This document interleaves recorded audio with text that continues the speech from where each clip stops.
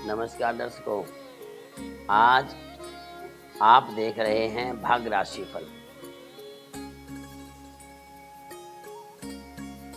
आज का पंचांग 18 मई 2026, दिन सोमवार, शुभ संमत 2083, साके 1948, प्रथम ज्येष्ठ मास, शुक्ल पक्ष,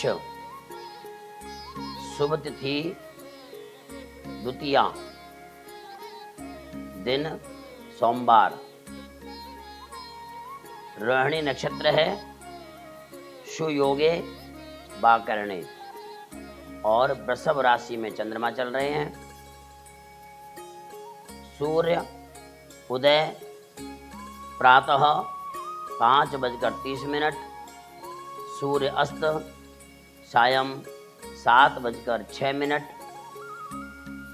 और आज का राहु काल प्रातः 7:30 बजे से 9 बजे तक रहेगा। कहते हैं कि 17 मई एकम रविवारी रेवती के प्रथम चरण में शनि का प्रवेश होगा। तो हो गया।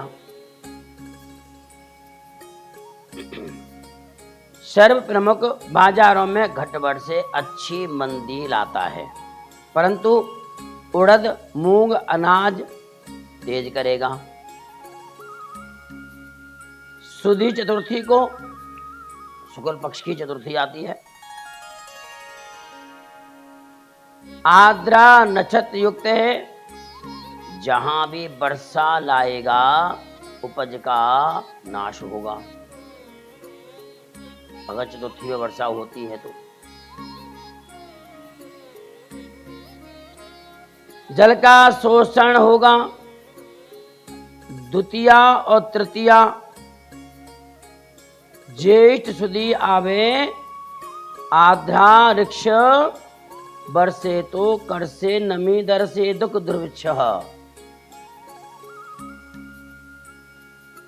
फिर 23 मई अष्टमी शनिवारी पश्चिम में बुध का उदय होगा, जिसमें रुई, सोना, चांदी, अनाज, गेहूं, चीनी में मंदी कारक रहेगा।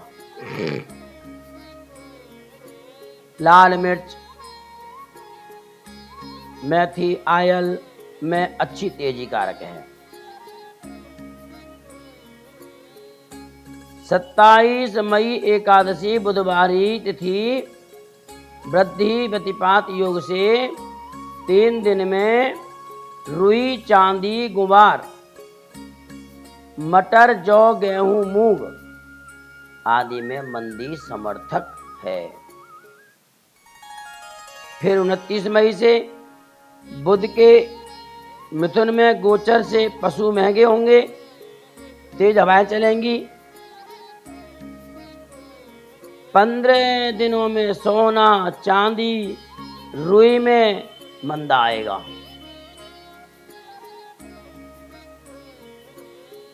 गुरु शुक्र से युक्त बुध से अच्छी वर्षा होगी। 31 मई रविवारी पूनम अनुराधा युक्त है, फलस्वरूप समस्त भारत में सूखा पड़ सकती है। वर्षा की काफी कमी करेगा। 2 सप्ताह के अंदर सरसों तेल, अरहर, चांदी में कहीं भी धमाकेदार मंदी आ सकती है। ये था प्रथम ज्येष्ठ मास मल मास का फल। शनि गोचर भ्रम और भ्रांति बहुत पहले बताया था, आज हम फिर बता रहे हैं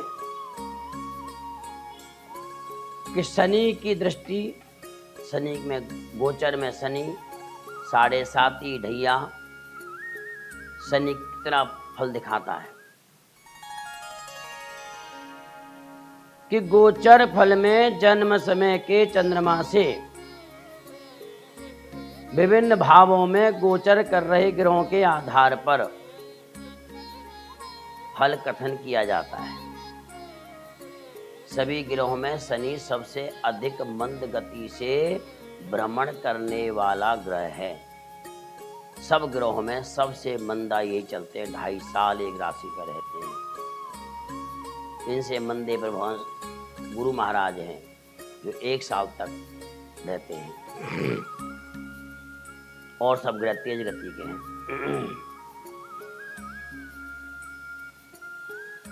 किसी एक राशि में शनि का गोचर 2.5 वर्षों तक रहता है। किसी भाव को प्रभावित करने में शनि की महती भूमिका में फलस्वरूप शनि गोचर पर विचार असंभावी है। इसके बिना गोचर विचार अधूरा है। दृष्टि, भोग तथा लाभ।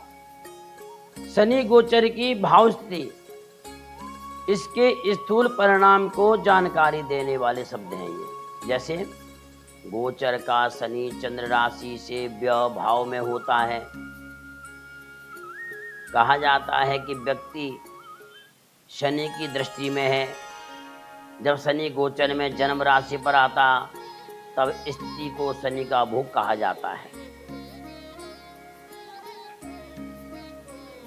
जब गोचर का शनि चंद्र राशि से द्वितीय भाव में पहुंच जाता है तो कहा जाता है कि शनि की लात चल रही है।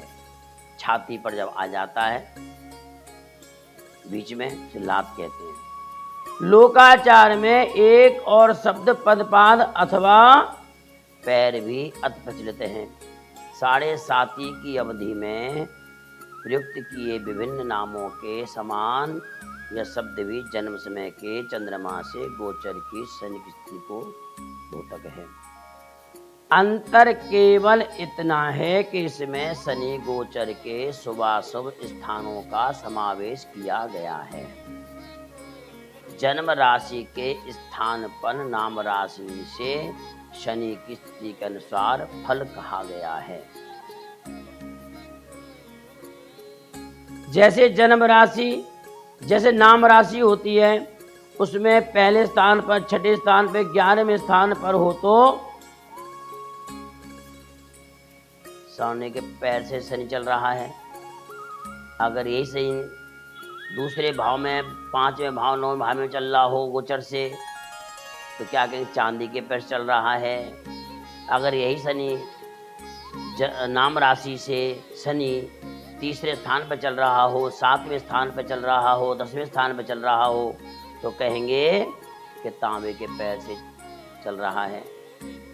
अगर यही शनि नाम राशि से शनि 4थे स्थान पे, 8वें स्थान पे, 12वें स्थान भाव में हो तो लोहे के पैर से कहा जाता है। इसमें क्या होता है? कर्म से होता है चिंता, धन, सुख और कष्ट होता है। किसी दीर्घायु वाले व्यक्ति के जीवन में शनि की 7.5 3 बार आती है। यह ज्योतिष की अपेक्षा गणितीय सिद्धांत अधिक है। शनि का भ्रमण पुनः किसी राशि पर 30 वर्षों के अंतर्गत के उपरांत होता है। इन 30 जन्म से लेकर 30 साल के बीच में 7.5 3 बार आ लेती है। अब यदि मान लिया जाए किसी व्यक्ति के जन्म के समय की ही उसकी 7.5 का अंतिम चरण चल रहा था तो चौथी 7.5 113 वर्ष की आयु में आएगी है। इतनी लंबी आयु सामान्य रूप से किसी को उपलब्ध नहीं होती। 113 वर्ष तक कौन जीता है? इसीलिए शनि की, परंतु इसका जन्म भी शनि की 7.5 में होकर चौथी 7.5 प्राप्त हुई, यह देखने में नहीं आता किसी का। शनि की तीनों साढ़े सातियों में से पहली साढ़े साती का आक्रमण बड़े वेग से होता है। जो पहली साढ़े साती जीवन में आती है,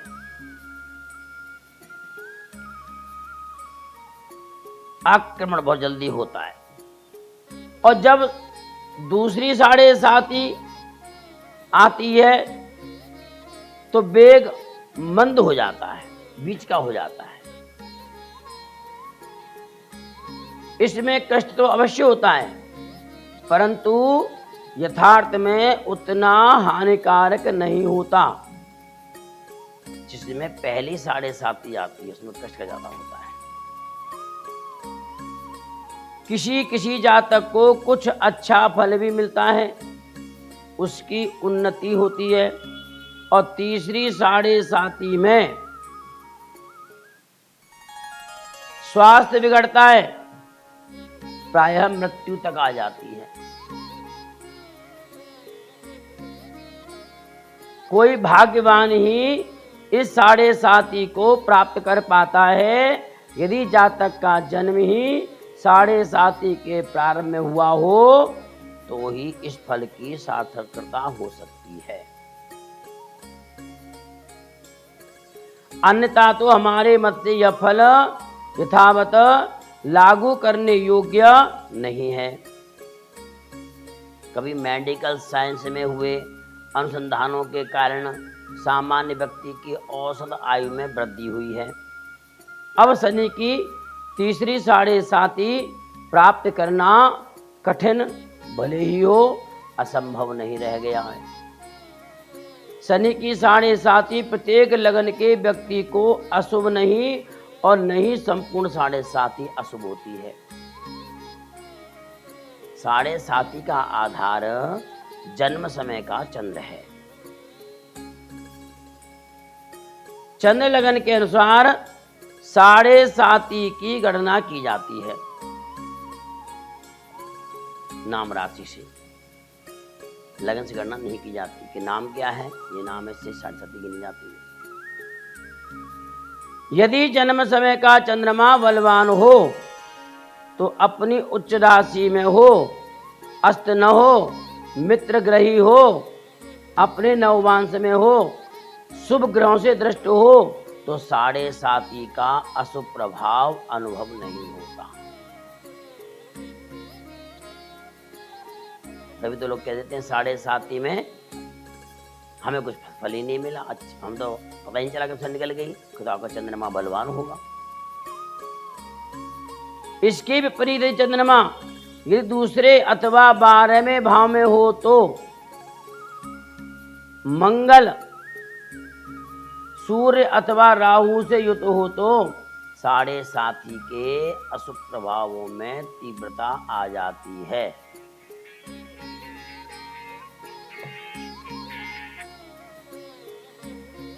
अतः गोचर में शुभाशुभ फल करने से पूर्व जन्म समय के ग्रहों की स्थिति का सम्यक अध्ययन आवश्यक है। जैसे गोचर फल में प्रमाणिक कथा आएगी आगे।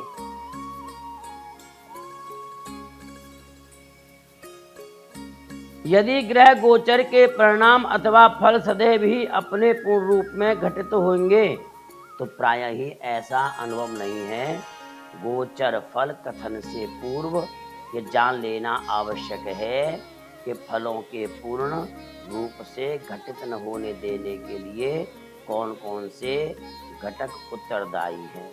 सर्वप्रथम तो यही एक है, यदि किसी अशुभ फलदायक ग्रह पर शुभ फलदायक ग्रह की दृष्टि पड़ जाए तो अशुभ फलदायक ग्रह की अशुभता नष्ट हो जाती है। इसके विपरीत यदि किसी शुभ फलदायक ग्रह पर अशुभ फलदायक ग्रह की दृष्टि पड़ जाए तो शुभ फलदायक ग्रह की शुभता नष्ट हो जाती है। गोचर के किसी ग्रह पर उसके शत्रु ग्रह की दृष्टि सद्वृत्त ग्रह के बल में कभी कमी करती है, अतः ग्रह अपना पूर्ण फल नहीं दे पाता। गोचर के समय ग्रह भले ही अरिष्ट स्थान में हो, परंतु यदि अपनी उच्च राशि अथवा स्वराशि में है तो दोष नहीं करता। इसलिए शनि की हमेशा राशि